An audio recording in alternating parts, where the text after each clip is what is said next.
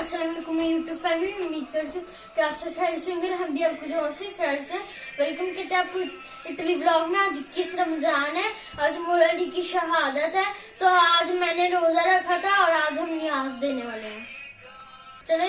चले चलते हैं मम्मा के पास। बिस्मिल्लाहिर्रहमानिर्रहीम। अस्सलाम वालेकुम हमारी यूट्यूब फैमिली, क्या हाल आप सबका? ठीक ठाक है और उन्हें अपने हिफ्ज़ ईमान में रखे। और आज 21 रमज़ान है, जैसे आप सबको ही पता है पूरे पाकिस्तान में मौला अली अलैहिस्सलाम की ज़ियारत निकली है और मैं यहाँ पे न्याज दे रही हूँ। और पाकिस्तान से मुझे वीडियो भी आएगी तो वो भी मैं इंशाल्लाह आपके साथ ज़रूर शेयर करूँगी।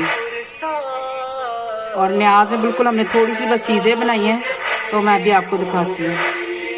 जी हमारी यूट्यूब फैमिली, ये हमने थोड़ी सी न्याज के लिए चीज़ें बनाई हैं। और इधर तकरीबन 8:15 हो गए हैं, बस थोड़ी देर में रोज़ा खुल जाएगा।